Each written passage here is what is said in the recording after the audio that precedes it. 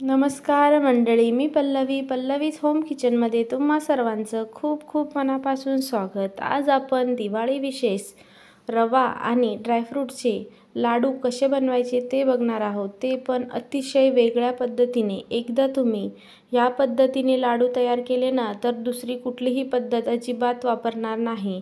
हा लाडू चवीला इतका छान होतो, त्याचसोबत तोंडात टाकताच विरघळणारा असा तयार होतो। मऊसूत असा लाडू, लहानांपासून वयोवृद्धांना सगळ्यांनाच आवडेल हा लाडू। इतका मऊ आणि खुसखुशीत तयार होतो। तर या दिवाळीला तुम्ही सुद्धा असा हेल्दी आणि पौष्टिक लाडू घरच्या घरी नक्की ट्राय करून बघा। चला तर मग या साध्या रेसिपीला आपण लगेच सुरुवात करूया। लाडू तयार करण्यासाठी सर्वप्रथम एक जाड बुडाची कढई घ्यायची। 1 चमचा इतका साजूक तूप घालून घेतलेला आहे। त्याच्यासाठी इथे मी सुकं खोबरं घेतलेलं आहे। खोबऱ्याचे मी बारीक बारीक तुकडे करून घेतलेले आहे। तुम्ही खिसणीने खिसून घेतले तरी देखील चालेल। खोबरा हलकासा भाजून झाला की आवडीनुसार ड्रायफ्रूट्स घालायचे। इथे मी काजू, बदाम आणि अक्रोड घालून घेतलेली आहे। हे सुद्धा आपण तुपात चांगले साधारण 4-5 मिनिटं परतून घेऊया। ड्रायफ्रूट चांगले परतून झाल्यानंतर आपण याच्यात मनुका किंवा बेदाणे घालून घेणार आहोत। तुम्हाला कुठलेही ड्रायफ्रूट आवडतात ते तुम्ही इथे घालून घेऊ शकता। आता आपण ड्रायफ्रूट भाजल्यानंतर अर्धा वाटी इतके बेदाणे घालून घेतलेले आहे।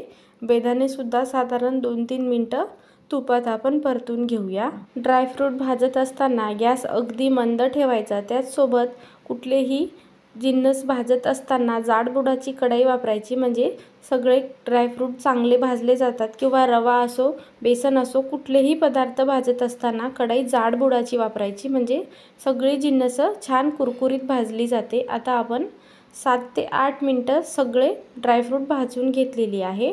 भाजलेली ड्रायफ्रूट आता आपण गार होण्यासाठी एका मोठ्या ताटात बाजूला काढून देऊया आणि पुढची तयारी करून घेऊया। त्याच्यासाठी इथे मी तीच कढई घेतलेली आहे। 1 चमचा साजूक तूप घालायचा आणि 1 वाटी इतका बारीक रवा घ्यायचा आहे। शक्यतो बारीक रव्याचाच वापर करा। रवा भाजत असताना गॅस अगदी मंद ठेवायचा आणि हलक्याशा गुलाबी रंगावर आपल्याला रवा परतून घ्यायचा आहे। लाडू छान खमंग आणि चविष्ट होण्यासाठी आपल्याला घेतलेली सगळी जिन्नस छान भाजून घेणे खूप गरजेचे असतात। आता रवा आपण साधारण 7 ते 8 मिनिटं मंद आचेवर भाजून घेतलेला आहे।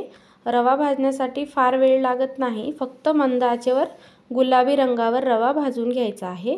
आता आपण रवा भाजून घेतलेला आहे। भाजून घेतलेला रवा सुद्धा आपण संपूर्ण गार करून घेणार आहोत। रवा भाजून झालाय तोपर्यंत आपण भाजून घेतलेली ड्रायफ्रूट सुद्धा छान गार झालेली आहे। आता आपण रवा सुद्धा एका प्लेटमध्ये काढून संपूर्ण गार करून घेऊया। भाजून घेतलेला रवा आपण संपूर्णपणे गार करून घ्यायचा आहे। तोपर्यंत आपण ड्रायफ्रूट गार झालेली आहे, मिक्सरला याची बारीक पावडर करून घेऊया। एकदम बारीक नको, जाडसर अशी आपल्याला ड्रायफ्रूट आणि खोबरा मिक्सरला बारीक करून घ्यायचा आहे। मिक्सरला ड्रायफ्रूट जास्त बारीक करून घेऊ नका, म्हणजे लाडू ताळूला चिटकण्याची शक्यता असते। आता आपण 1 वाटी रवा घेतलेला होता, त्याच्यासाठी इथे मी 1 वाटी इतकी साखर घेतलेली आहे। साखर सुद्धा आपण मिक्सरला बारीक करून घेतलेली आहे, म्हणजे पिठी साखर तयार करून घ्यायची आहे। आता सगळी जिन्नस आपण हाताच्या मदतीने मिक्स करून घेऊया।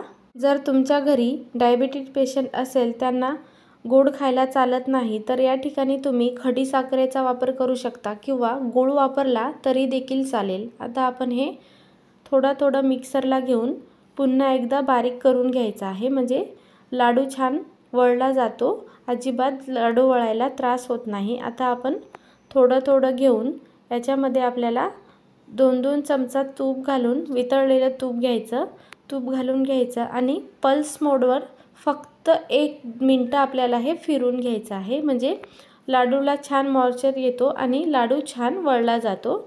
आता बघा, मी अशाच पद्धतीने राहिलेलं सगळं मिक्सरला तूप घालून बारीक करून घेतलेलं आहे। आता आपण याचे हव्या त्या आकारात लाडू तयार करून घ्यायचा आहे।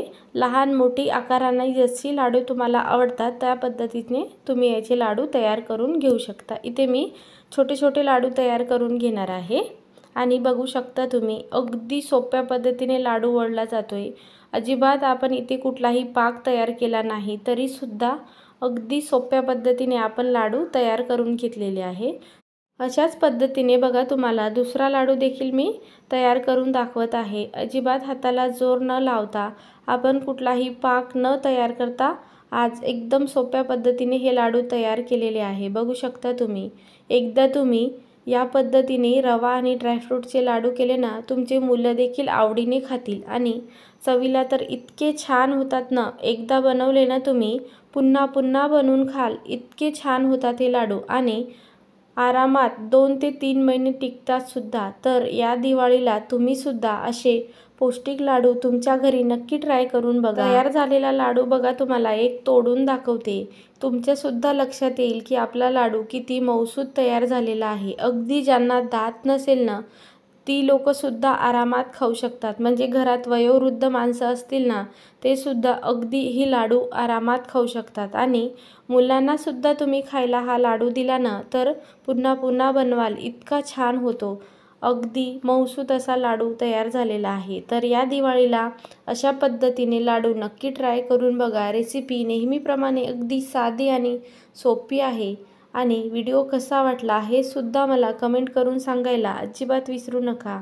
पुन्हा भेटू अशा साध्या सोप्या आणि नवीन रेसिपीसोबत। धन्यवाद।